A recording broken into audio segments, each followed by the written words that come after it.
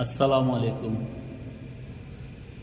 ನೋಡಿ, ಮನುಷ್ಯನಿಗೆ ಒಂದು ಸ್ವಲ್ಪ ಕಷ್ಟ ಬಂದ ತಕ್ಷಣವೇ ಆ ವ್ಯಕ್ತಿ ತನ್ನ ಸೃಷ್ಟಿಕರ್ತನಿಗೆ ಕೃತಜ್ಞನಾಗಿಬಿಡುತ್ತಾನೆ.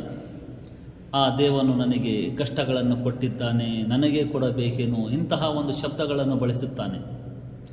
ಆದರೆ ಒಬ್ಬ ಧರ್ಮಗುರುಗಳು ತನ್ನ ಪ್ರವಚನದಲ್ಲಿ ಪ್ರವಚನ ನೀಡಬೇಕಾದರೆ ಹೇಳಿದಂತಹ ಒಂದು ಮಾತನ್ನು ನಾನು ನಿಮ್ಮ ಮುಂದೆ ಹೇಳುತ್ತಿದ್ದೇನೆ.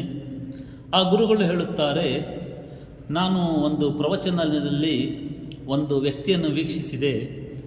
ಆ ವ್ಯಕ್ತಿ ಕ್ಷಣ ಕ್ಷಣಕ್ಕೂ ಸಹ ಹತ್ತಿಯನ್ನು ನೀರಿನಲ್ಲಿ ನೆನೆಸಿಕೊಂಡು ತನ್ನ ಬಾಯಿಯನ್ನು ಒದ್ದೆ ಮಾಡಿಕೊಳ್ಳಿರುತ್ತಾನೆ.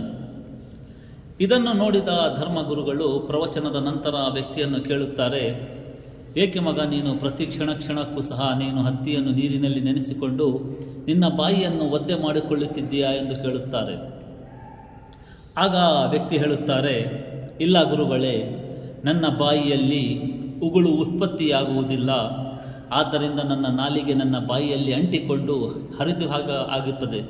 ಆದ್ದರಿಂದ ನಾನು ಕ್ಷಣಕ್ಕೂ ಸಹ ಹತ್ತಿಯನ್ನು ನೀರಿನಲ್ಲಿ ನೆನೆಸಿಕೊಂಡು ನನ್ನ ಬಾಯಿಯನ್ನು ಒದ್ದೆ ಮಾಡಿಕೊಳ್ಳುತ್ತೇನೆ ಎಂದು ಹೇಳುತ್ತಾನೆ. ನೋಡಿ, ಉಗುಳು, ನಾವು ಈ ಶಬ್ದ ಬಳಸುವಾಗವೇ ಅಸಹ್ಯ ಪಡುತ್ತೇವೆ, ಉಗುಳು ಎಂಬ ಶಬ್ದ.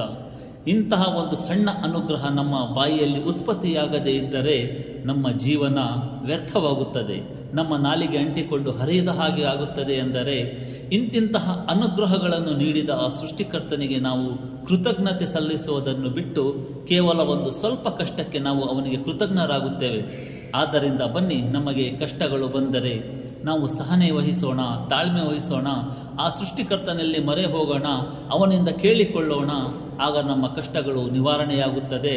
ನಾವು ಸೃಷ್ಟಿಕರ್ತನಿಗೆ ಕೃತಜ್ಞರಾಗುವುದು ಬೇಡ, ಆ ಸೃಷ್ಟಿಕರ್ತನಿಗೆ ನಾವು ಕೃತಜ್ಞತೆಗಳನ್ನು ಸಲ್ಲಿಸುತ್ತಾ ಆ ಏಕೈಕ ಸೃಷ್ಟಿಕರ್ತನನ್ನು ಆರಾಧನೆ ಮಾಡುತ್ತಾ ಅವನ ಸೃಷ್ಟಿಗಳನ್ನು ಆರಾಧನೆ ಮಾಡದೆ ನಮ್ಮ ಜೀವನವನ್ನು ಸಾಗಿಸೋಣ ಎಂದು ಹೇಳಿ ನನ್ನ ಮಾತನ್ನು ಮುಗಿಸುತ್ತೇನೆ.